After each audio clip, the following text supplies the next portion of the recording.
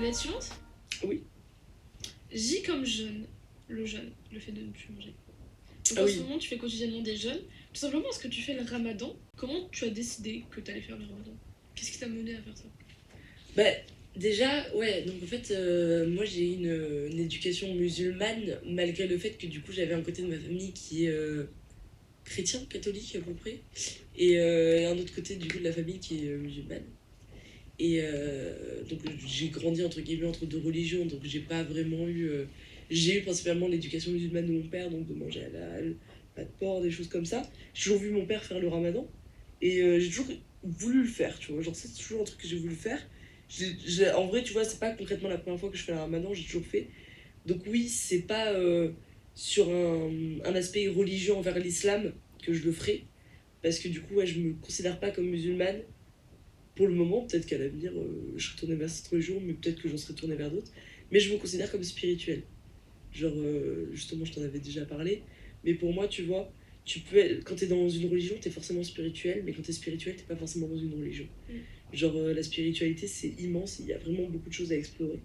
Mais ouais, c'est un sujet assez complexe, mais du coup, moi j'aurais tendance à penser que justement les livres comme l'Ancien Testament, la Bible, et enfin, du coup, l'Ancien Testament, la Torah, et le Coran, j'aurais tendance à penser que du coup, c'est des livres qui se basent sur une façon de vivre en société, mais pour moi qui n'est plus au goût du jour actuel. Donc pour moi, tu vois, genre, j'aurais du mal à m'adapter du coup à ce niveau-là, mais, mais du coup, ouais, je vais me considérer quand même un minimum comme spirituel, comme quelqu'un qui a assez accès avec la spiritualité, la méditation, vachement tout ça. Mais en fait, avec mon éducation, du coup, parce que je suis quand même assez ouverte d'esprit, avec mon éducation musulmane, je vois toujours mon père le faire et je connais les bienfaits du ramadan surtout. C'est vraiment, le jeûne, c'est vraiment quelque chose, c'est une bulle, clairement. Genre, on dirait que je fais de la propagande, je supporte pas. Mais en fait, c'est une sorte de bulle un peu. Moi, je le fais vraiment, c'est une vraie épreuve, mais je le fais aussi parce que j'ai envie de me recentrer avec moi-même, parce que du coup, comme je disais avant, je suis spirituelle et je trouve que ces derniers temps, je me suis un peu éloignée de tout ça. Donc, je me recentre un peu là-dessus. Et ouais, donc c'est une bulle. Euh, Comme tu as, entre guillemets, peu d'énergie, tu vas uniquement les puiser dans ce qui est nécessaire. C'est-à-dire que des choses qui vont t'énerver au quotidien, des choses un peu stupides qui vont, tu sais, un peu faire un caractère qui fait que tu peux être aigri ou des choses comme ça va être un peu des choses qui vont même pas te stimuler, tu vois. Ça t'intéresse même pas parce que t'as pas l'énergie à mettre dedans. En fait, t'es concentré dans tellement ce qui est nécessaire que ton énergie, elle va pas aller puiser. Genre, ton cerveau, il va se dire, mais ça sert à rien que tu t'énerves sur ça, t'as pas l'énergie pour. Et c'est tellement inutile. Et du coup, en fait, ce qui est bien, c'est que ton énergie, tu t'en sers uniquement dans tes besoins, pas primaires, mais tes besoins, genre, forment ton bien-être, justement. C'est fou parce que t'as tous les mots qui se lisent, du coup, mais qui forment justement ton bien-être à toi et uniquement à toi, tu vois. Et du coup, c'est là où c'est vraiment un truc où tu te recentres. Et franchement, ça fait du bien. Et quand tu casses le jeûne et justement que tu es entouré de personnes qui font aussi le ramadan, ça fait quelque chose parce que du coup, tout le monde est apaisé, tout le monde est calme et tout le monde est heureux. Et c'est un mois de partage. Et surtout, c'est un mois sain où tu dois d'être vraiment gentil. Tous les mois déjà, tu dois être gentil envers les autres. Mais c'est un mois où tu es tellement sain avec toi que en fait, tu te sens bien d'aider les autres, tu vois. Et franchement, c'est quelque chose à faire, même si t'es pas religieux. Franchement, je trouve que c'est quelque chose qui peut vachement aider et ouais, qui recentre vachement. Genre, franchement, c'est incroyable. Ouais, en fait, c'est super drôle parce que, bon, déjà, au-delà du fait que maintenant, récemment, tu vois, comme ça fait déjà, on est le 21 mars, donc ça fait déjà un petit bout de temps que ça a commencé. Mais au-delà du fait que, du coup, la nourriture maintenant commence à fonctionner sur un système de récompense, c'est-à-dire que quand tu manges le soir, en fait, c'est un peu la récompense de ta journée, tu vois. Donc, déjà, il y a un système qui est un peu différent là-dessus. Et il y a aussi le fait que, genre, la période où tu manges, c'est trop une période. Comment expliquer? C'est trop une période où c'est comme si tu voyais tes amis, tu vois, et genre, tu te réveilles, enfin, et après tu te réveilles le matin, et t'as plus tes amis, tu vois. Et en fait, genre, t'es nostalgique. Et du coup, quand tu manges, et quand là, tu sais que la période, elle va s'arrêter, tu te dis, putain, mais mes potes, ils sont plus là, tu vois. Genre, c'est comme si l'eau, elle va te manquer. Enfin, je parle pas de la nourriture ensemble, mais plus l'eau, tu vois. Genre, en mode, Oui, c'est l'eau, ah, il c'est était bon le temps où je pouvais boire de l'eau, tu vois. Genre, c'est un peu con. Mais moi, j'ai ce truc de nostalgie. Que genre, quand je sais que je pourrais plus boire, je suis triste, genre. Je suis triste toute seule, je m'attriste moi-même. Donc c'est un peu spécial. C'est drôle un peu. Mais oui, mais j'aime bien faire des métaphores sur les trucs et tout, tu vois. Ok, on passe à la suivante. Elle, comme lien social en l'occurrence. Ah bah, c'est très complexe du coup. Très très complexe. Moi j'ai tellement des relations biaisées. En fait, genre, j'ai ce truc-là de. Je suis asocial. Enfin, non, je suis quelqu'un de social et extraverti, mais je suis asocial. Donc en fait, social, extraverti, je vais avoir des relations très faciles à faire, tu vois, des contacts très faciles, mais des relations proches et des relations uniques, c'est plus complexe. Donc pour moi, le terme de lien, c'est. En fait, genre, j'aimerais bien parler de manière générale pour te dire, tu vois, quelle est la perception du lien, je trouve. Sauf qu'en fait, la mienne est tellement biaisée et elle est tellement erronée que je pourrais même pas développer de fou là-dessus parce que c'est quelque chose que j'ai pas encore résolu chez moi, tu vois. J'ai jamais réussi à avoir de relations concrètes, amicales, parce que j'arrive, enfin, même sociales, tu vois, parce qu'en fait, j'arrive pas à les maintenir, parce que je les sabote, parce que parfois, tu vois, je suis mieux seule et en fait, j'ai tellement mon indépendance que j'ai la peur d'appartenir à un groupe, j'ai la peur d'appartenir à, tu vois, avoir, tu sais, quand je te dis souvent que j'ai plusieurs meilleurs amis, j'ai la peur en fait d'avoir juste un ami et genre en mode c'est notre duo. Moi, je veux pas ça, tu vois. Genre, moi, ça me fait trop peur parce que je veux trop dépendre de moi et de moi-même. Et du coup, mes liens sociaux vont être erronés parce que quand ça va trop investir ma bulle à moi, je vais tout repousser, je vais fuir, je vais bloquer, je vais couper, je vais partir, tu vois. Plus tu t'approches, plus je m'éloigne. Donc c'est un peu assez Suis-moi, je complexe. te suis. Ouais, mais non, parce que moi je cours pas après les gens. Donc c'est un peu problématique, tu vois. Oui, Genre, ça, putain. donc il y a un peu un truc qui se casse là-dedans. Du coup, c'est plutôt genre, on me suit, je te fuis. Tu me suis, je te fuis. Oui, C'est plutôt ça. t'insistes trop, je me casse en fait. Genre, mais c'est même pas de l'insistance, c'est juste peut-être de la peur. Je pourrais pas te dire, tu vois, j'ai des comportements qui sont pas justifiables et peut-être le seront jamais. Et c'est comme ça, tu vois, je pense juste que je dois accepter ça. Ok. Mais ouais, donc le lien social, c'est un terme complexe parce que je trouve que je peux pas le développer à cause du fait que du coup, ouais, je trouve que c'est trop biaisé et que j'ai jamais vraiment compris les relations sociales, amicales de manière générale. Et peut-être que je les comprendrai jamais. J'ai un point de vue un peu autistique comme ça. Mais ouais, non, genre, c'est très, très, très complexe. C'est très, très étrange pour moi de parler de tels sujets. Genre, je trouve que je suis pas quelqu'un d'assez mature là, sur ce sujet et je peux pas prendre assez de recul là-dessus. Comment est-ce que tu vois ta vie sociale? Qu'est-ce qu'elle t'apporte? J'ai fait 3 grimaces différentes sur mon visage. Je suis quelqu'un de beaucoup trop expressif. Mais là, je sens il y a eu tout un truc qui s'est passé. Alors, comment est-ce que je vois ma vie sociale Ouais, et qu'est-ce qu'elle t'apporte? et qu'est-ce qu'elle m'apporte? Ouais, J'ai toujours fait en sorte de pas dépendre de ma vie sociale. ça c'est bien. Ouais, mais d'un côté, j'ai jamais voulu de l'aide extérieure. Ok, ça, J'ai- c'est bien. Ouais, ça c'est bien. Non, en fait, non.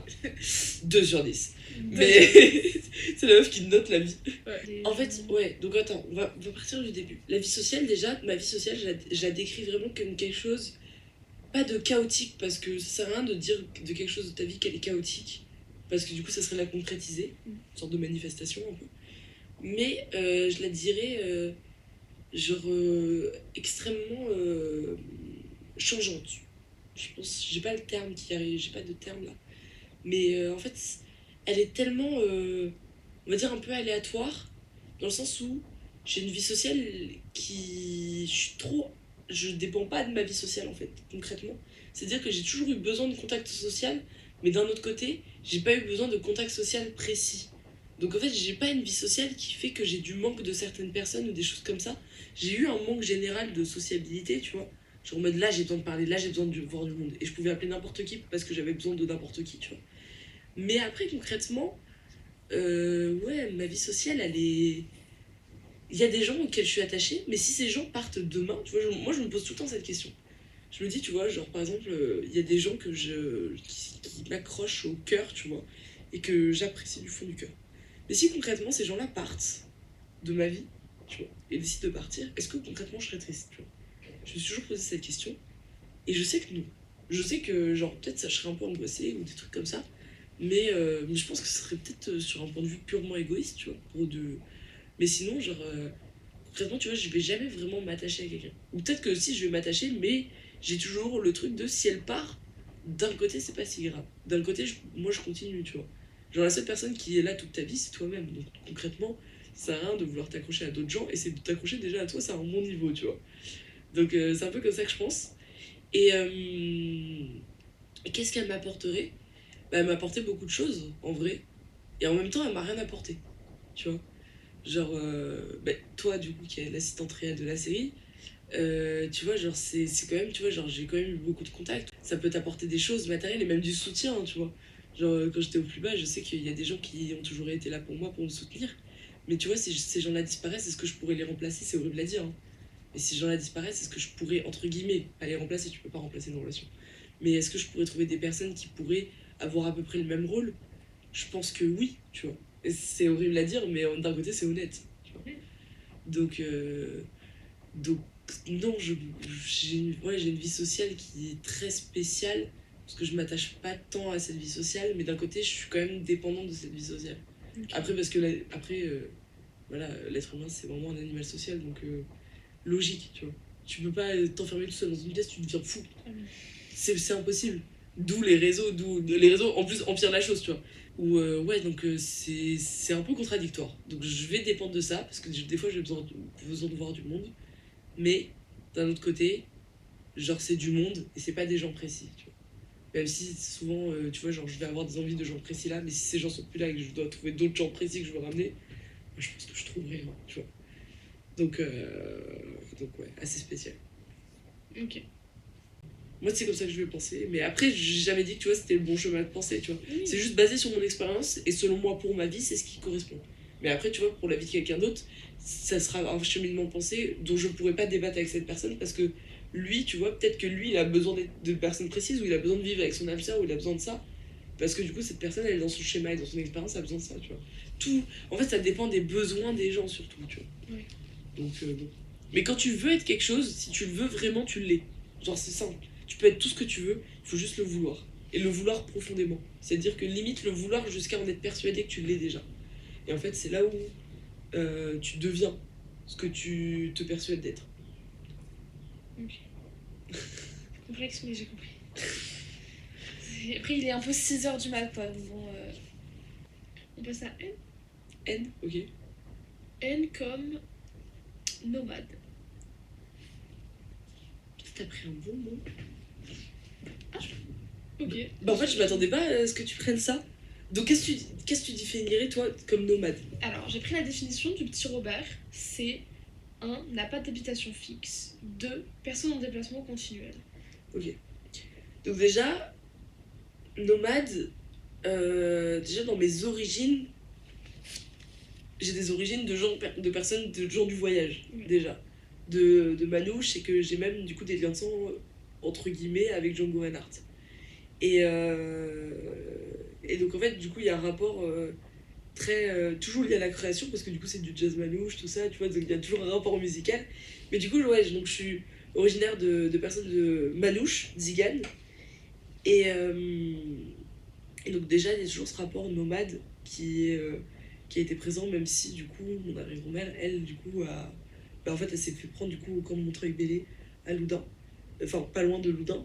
Il y a même eu un reportage qui s'appelle le camp de Montreuil-Bellay, un camp de Ziganes oublié. Parce que Ziganes ont été trop longtemps mis de côté, et encore aujourd'hui sont un peu mis de côté dans ce conflit-là, Seconde Guerre mondiale. Et du coup, ouais, donc il y a toujours eu ce truc-là de gens du voyage. Donc je sais que j'ai des gens, entre guillemets, de ma famille, assez éloignés, entre guillemets. J'ai beaucoup trop dit de fois, entre guillemets, mais ouais, assez éloignés, qui sont. Mais qui sont actuellement encore gens du voyage, mais à qui j'ai jamais parlé. Et du coup, il y a un rapport sur le voyage déjà, toujours qui est, je pense, qui est un peu dans mon sang. Moi, j'aime bien penser ça, tu vois, que tes ancêtres t'ont influencé sur ce que t'es aujourd'hui aussi. Genre, tu sais, t'as souvent ce débat de est-ce que les choses sont innées ou acquis, tu vois. Et moi, j'aime bien dire que ce côté nomade en moi, il est un peu, tu vois, genre, il est là depuis que je suis née, tu vois. Il est inné. Ouais, il est inné plutôt que acquis. Mais il a grandi, et du coup, il y a quand même, tu vois, un certain côté acquis qui a impacté, tu vois. Et en fait, moi j'aime ce côté. Genre, j'ai toujours eu ce truc-là de. Moi, je peux pas rester plus d'un an au même endroit. Ce qui fait que, du coup, tu vois, genre Bordeaux, c'est un peu compliqué pour moi. Là, c'est la première fois depuis un petit bout de temps déjà que je reste longtemps au même endroit. Et ça me fait quelque chose. Et du coup, ouais, donc en fait, je pense que j'ai toujours et j'aurai toujours ce truc dans ma tête de je quand je voyage, en fait moi je veux vivre de ça, tu vois. Genre en fait je pense que j'aimerais bien vivre et ne pas avoir de maison. Parce que qu'est-ce que concrètement est la définition d'une maison? Ça c'est un des épisodes justement de Réflexion d'Histoire 3, justement je parle de ça là-dedans. Donc je vais pas spoiler plus mon texte. Mais, euh, mais du coup j'aime bien cet aspect-là de ta maison en fait c'est des gens et pas un lieu. Et du coup genre voyager c'est quelque chose que je trouve énorme. Et ça renforce tellement ton expérience, ta maturité. Et tu sais, je parle pas genre de voyager dans un hôtel 5 étoiles et de te poser juste cocktail, tu vois, au bord de la plage. Je te parle de genre vraiment prendre un sac à dos, te tailler, tu vois, et genre juste, tu vois, genre passer d'auberge de jeunesse dans mes passions, tu vois, t'avais la création et t'as littéralement ben, le voyage. Genre, c'est vraiment deux trucs. Si je pouvais faire une fusion des deux, bah là, c'est bon, j'atteindrais le bien-être justement absolu, tu vois. Mais bon, c'est pas atteignable. Donc bon. Mais j'espère que j'arriverai peut-être un jour à vivre du voyage ou au moins une période de ma vie, tu vois. Parce que d'un côté, ça Ok. te montre un côté un peu instable, tu vois, Ouais, de voyager. Donc c'est un peu bancal. j'aime bien. Putain, t'as traité toutes les questions, encore une fois, que j'avais écrites, c'est incroyable.